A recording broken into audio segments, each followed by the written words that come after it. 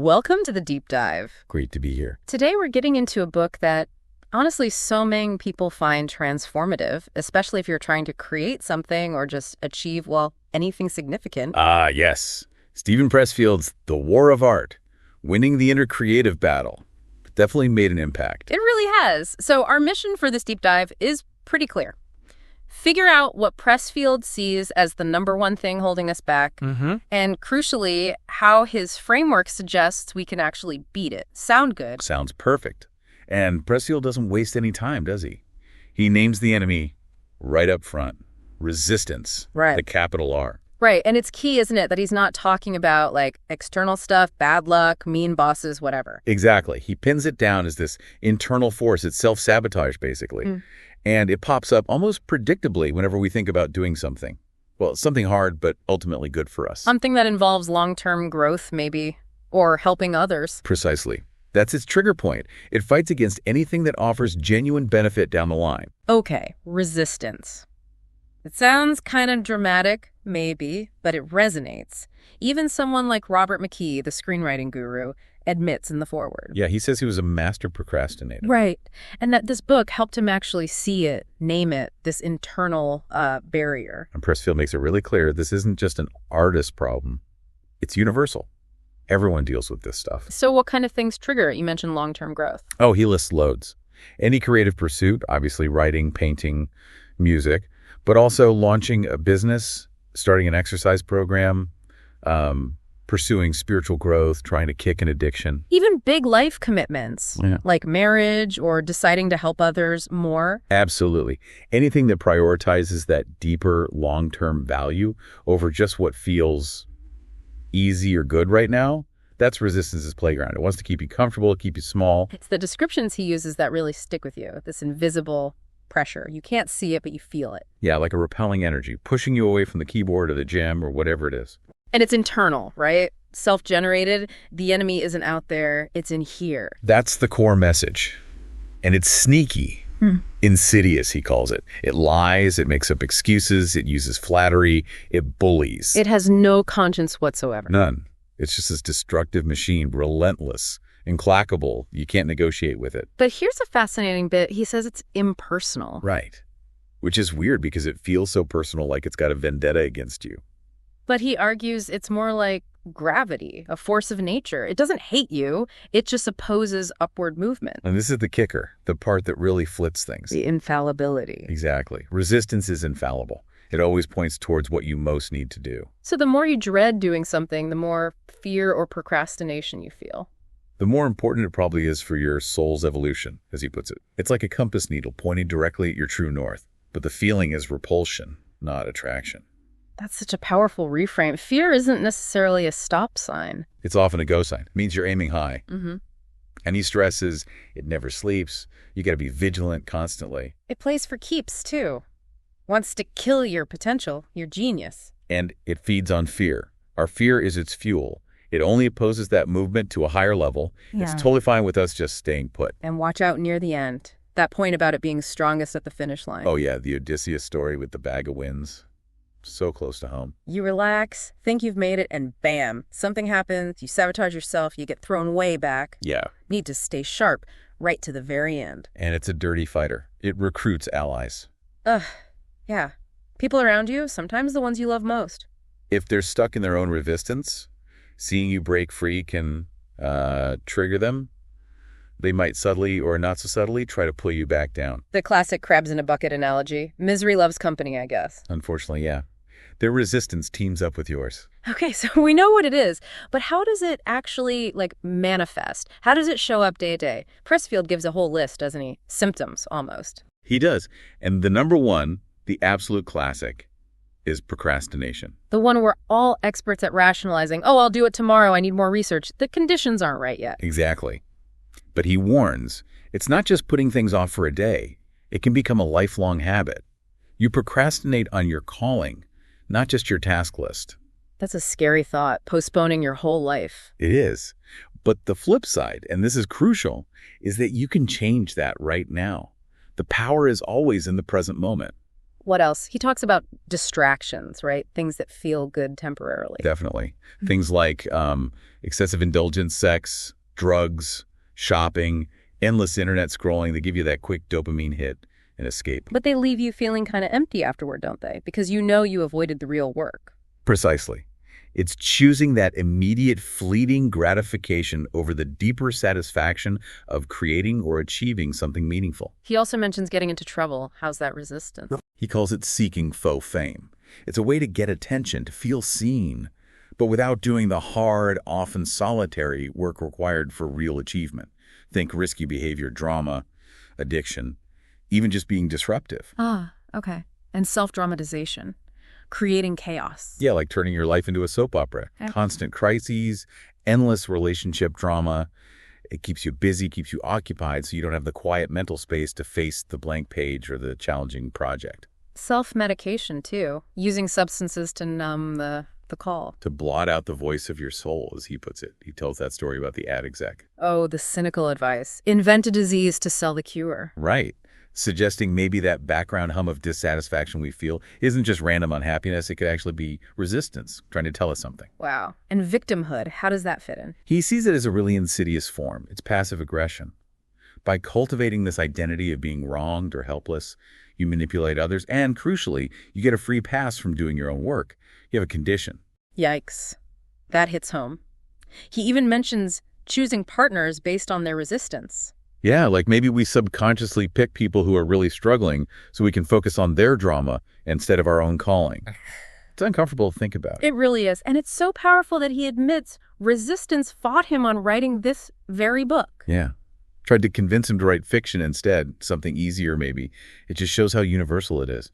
Even when writing about resistance, resistance shows up. So the overall feeling of being stuck in resistance is what? Unhappiness? Pretty much. A baseline unhappiness, boredom, guilt, restlessness. And if you don't address it, it can spiral into real clinical issues, vices, you name it. And consumer culture kind of feeds on that, doesn't it? Offering endless distractions. He makes that point, yeah. It exploits that dissatisfaction, offering temporary fixes instead of encouraging us to do the work that leads to real fulfillment. He throws in some other, maybe less obvious ones too, like fundamentalism. Yeah, he frames that as a sort of despair about freedom, a kind of creative impulse that gets twisted into destruction, an opposition to art's ambiguity, maybe. And criticism, judging others. Often stems from our own unlived lives, our own potential that we're resisting. We project it outwards. Okay, but here's one that surprised me. Self-doubt can be good.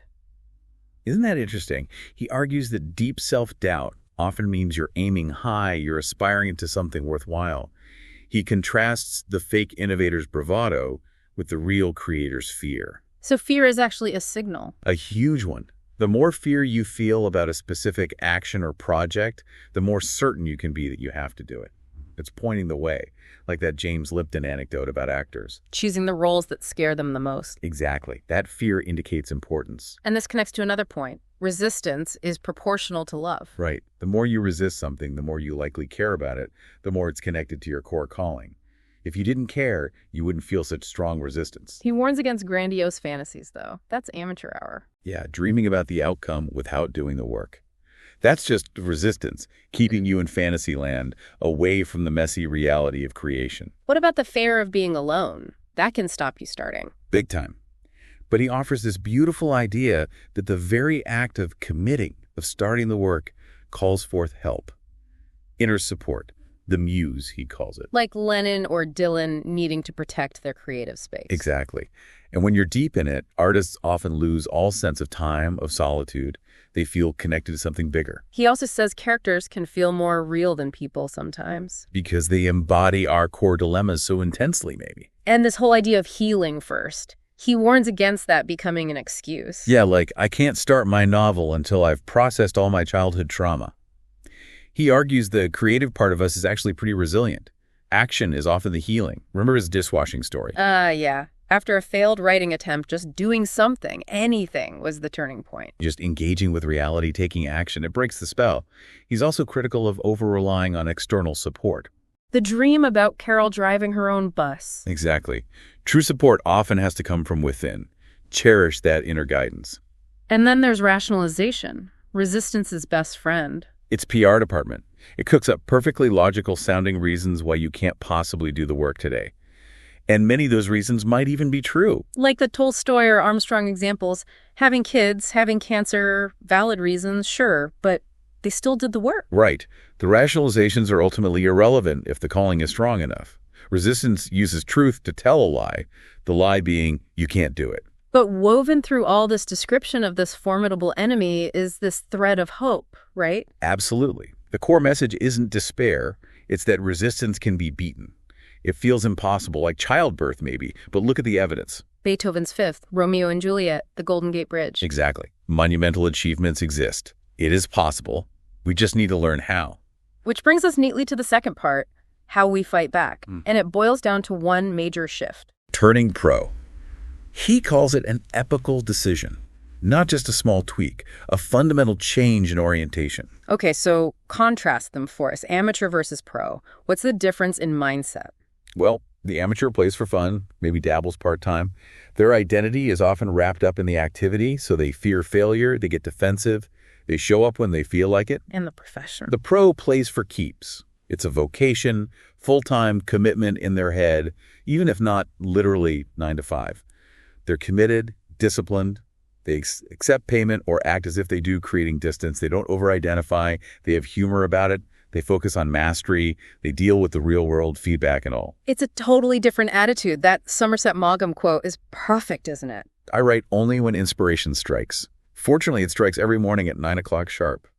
Because he's there, he shows up. That's the pro move. Discipline invites inspiration, not the other way around. Exactly. Yeah. Showing up, doing the work even when you don't feel like it, that's what primes the pump. Pressfield gives that glimpse into his own day, right? That constant awareness of resistance. Yeah, respecting it, knowing it's there waiting, but then deliberately prioritizing the important work, pushing through, and feeling that satisfaction at the end of the day, not because the work was good necessarily, but because you beat resistance for that day. That Marine Corps analogy is powerful too.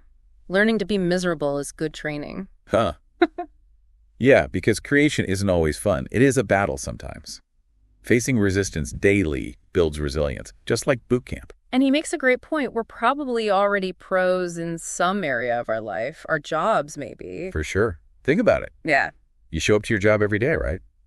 Whether you feel inspired or not. You stay on task, mostly. You commit long term. There are real stakes. You accept payment, you master techniques, you handle feedback, maybe even laugh about the tough days. All those are professional qualities. We just need to transfer that mindset to our creative work or diet or whatever it is we're resisting. Exactly. Remember that story about the terrible movie he worked on, King Kong Lives? Oh, yeah. A total disaster, but a professional experience. He learned from it. He showed up, did the job, took the paycheck, learned what not to do. That's professional resilience. He also clarifies something important. Pros often work out of love, but they maintain detachment. Right. If you're too identified, the pressure can make you choke. Thinking of it as a job, even adopting that playing for money mindset, fosters the right kind of distance. It allows you to keep going. The writer as infantryman again. Grounded. Persistent. Okay, so let's tick off some key characteristics of this pro. Patience is a big one. Understanding it's a long game. Like the Iditarod. Not a sprint. No overnight successes, usually. They seek order.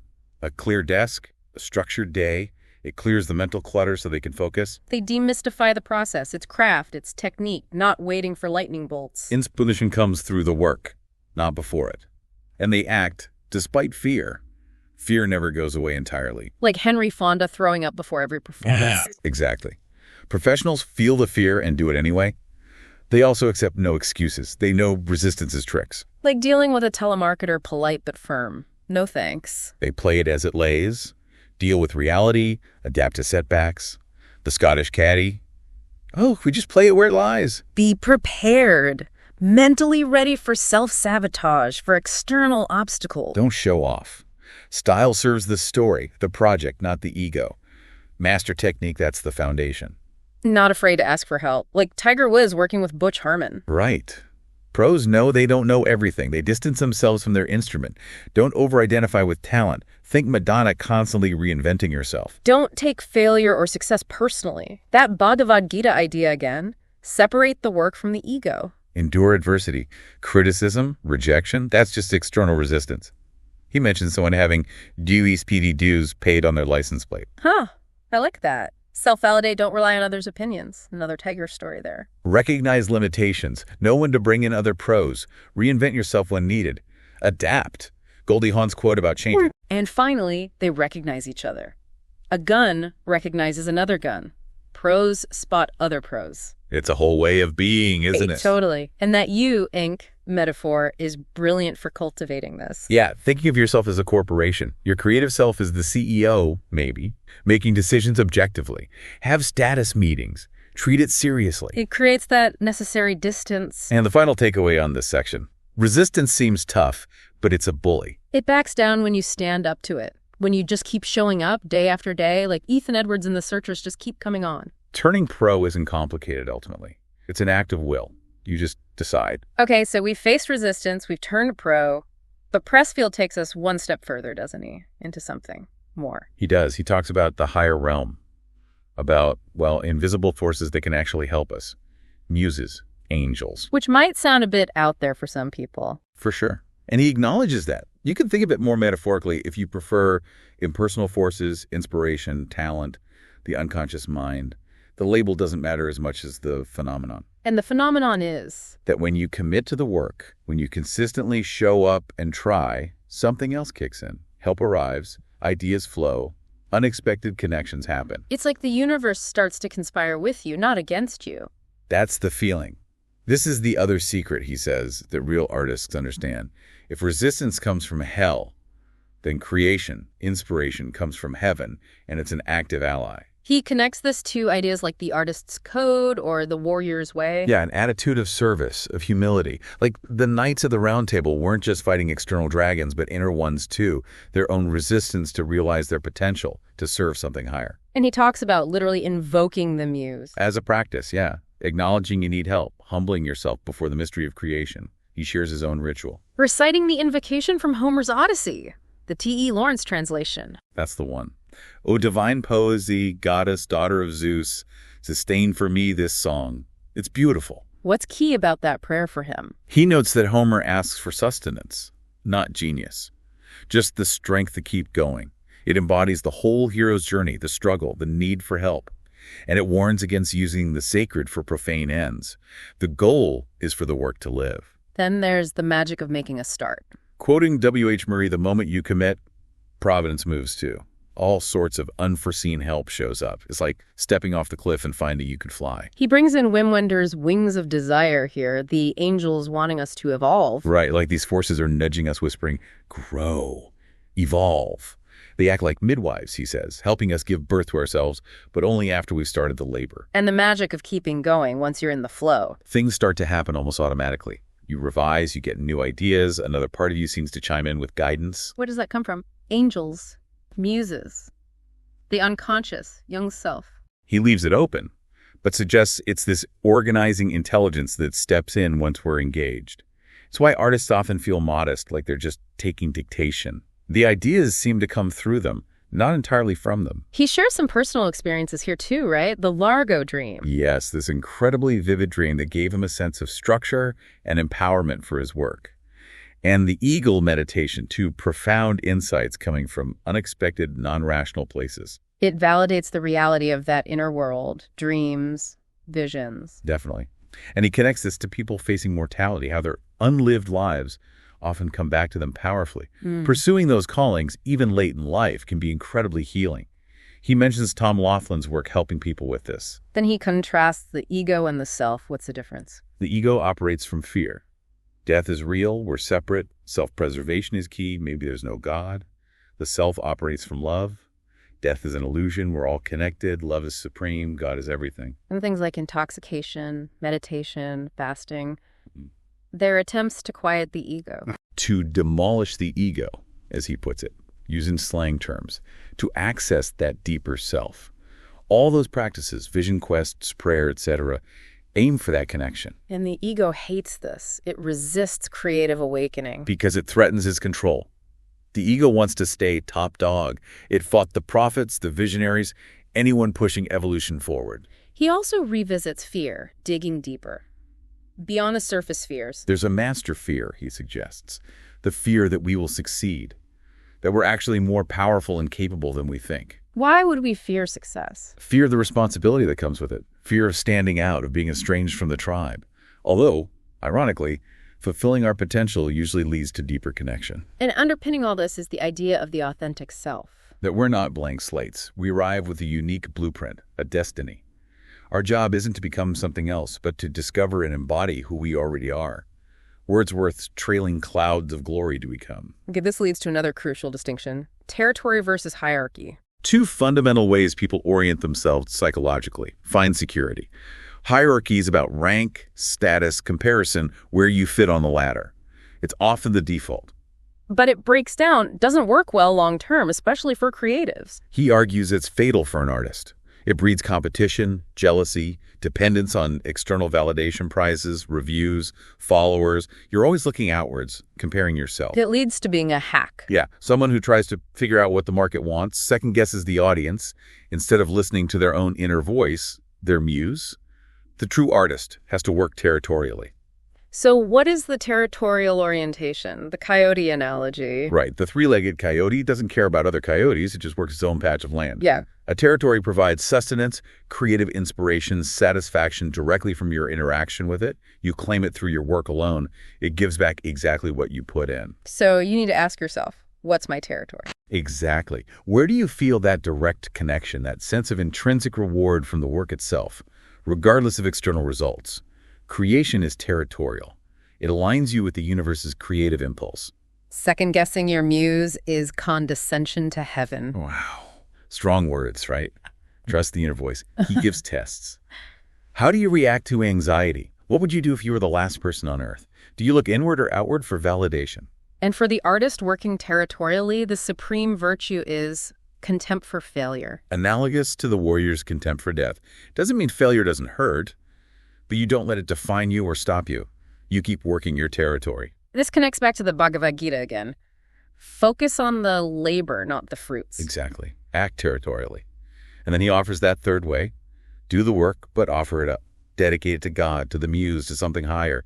See yourself as an agent, a facilitator. Which leads to his final portrait of the artist. As a servant, really. Battling the small-time ego, which is resistance, to bring forth these visions from a higher realm. A warrior, yes, but one who develops modesty, knowing they're just the vessel. And the artist's life is live through action. The only way to answer the question of your calling is to do the work. And not doing it doesn't just hurt you, it hurts the world. You're withholding your unique gift. It's about honoring that spark within you. Wow. Okay, that was a lot, but incredibly powerful stuff. It really is.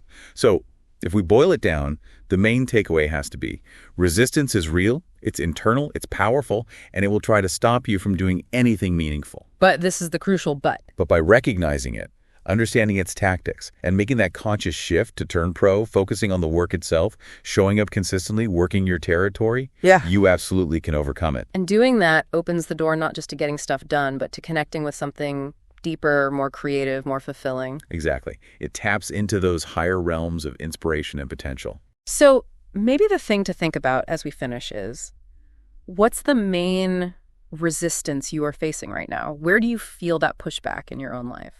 And following from that, what's one small thing, just one tiny step you could take, maybe even today, to start turning pro in that specific area, to just show up for it? And our final thought to leave you with, Pressfield talks about those unlived lives that can haunt us. What unlived life might be calling to you most strongly right now? And what might happen, what could change, if you finally decided to answer that call?